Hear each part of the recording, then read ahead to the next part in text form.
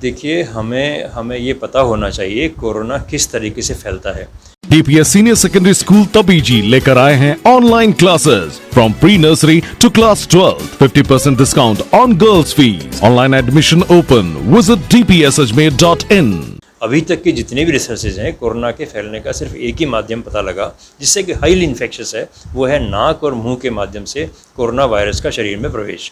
और नाक और मुंह के माध्यम से हम क्या चीज़ लेते हैं? यूजुअली हम सांस लेते हैं। हम सांस के थ्रू कोरोना वायरस को एक से दूसरे में फैलाते हैं। अगर मान लीजिए मैं कोरोना पॉजिटिव हूँ, मैं खांसूंगा, छींकूंगा और इवन बोलूँगा तो भी मेरे मुंह से छोटे छोटे थूक के पार्टिकल निकलेंगे। उन थूक के पार्टिकल में अरबों की संख्या में कोरोना के वायरसेस हैं। वो वायरसेस अगर आपको जाएंगे तो आप इन्फेक्ट होंगे।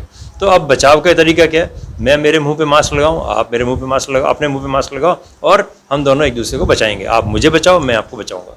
जिन बिना मास्क के हम कोरोना के मरीजों का संक्रमण, कोरोना के संक्रमण तो बहुत तेज़ी से फैलाएंगे।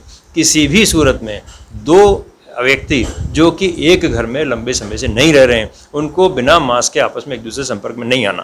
पहली चीज़, मास्क का प्रयोग हमेशा हमेशा करना है। दूसरी चीज़, अगर किसी वजह से आप एक दूसरे से मिल रहे हैं, मास्क भी पहन रहे हैं, तो हमारा कॉन्टैक्ट ड्यूरेशन जितना कम होगा उतना अच्छा है। अगर हम लंबे टाइम तक बैठे रहेंगे एक दूसरे के साथ, अगर हम कोरोना संक्रमित हैं तो एक दूसरे के इन्फेक्शन की पॉसिबिलिटी बढ़ जाएगी। अगर हम कम देर के लिए 5-10 मिनट के लिए मिले, उसके बाद अपना अपना काम अपने ख़त्म किया, डिस्पर्स हो गए, तो संक्रमण की पॉसिबिलिटी बहुत कम हो जाएगी। तो दो बातें ध्यान रखनी है: मिनिमम ड्यूरेशन ऑफ कॉन्टैक्ट, दूसरा regular use of mask. Mask के एटिकेट भी आपको पता होने चाहिए। मास्क एटिकेट, मास्क हमेशा एक साइड से पहनना चाहिए। कभी आपने यूँ पहना, कभी आपने यूँ पहना, अपना खतरा मोल लिया। क्योंकि आप ये मान के चलिए कि मास्क की जो आउटर सरफेस है वो इन्फेक्ट हो चुकी है। न तो इसको हाथ से टच करना है, न इसको उतार के इसको उल्टा पहनना है। मैं देखता हूँ लोग आते हैं, मास्क उतार के जेब में रख लिया, फिर वापस उसको पहन लिया। अगर आपने जेब में रखा, आपको पता ही नहीं पड़ेगा कौन सी साइड ऊपर थी, कौन सी साइड नीचे थी। आप उसे हमेशा, अगर कभी ऊंचा नीचा करना भी पड़े, तो साइड से डोरी से पकड़िए, इसको नीचे करिए, चाय वाय पीनी है, पानी नहीं पीना पीजिए, और वापस यूँ कोई डोरी समेत इसको ऊपर से पकड़ लीजिए। ऊपर से हाथ को ऊपर नीचे करना बिल्कुल नहीं करना। मास्क उतार के जेब में रखना बिल्कुल नहीं करना। ये हमेशा ध्यान रखना है।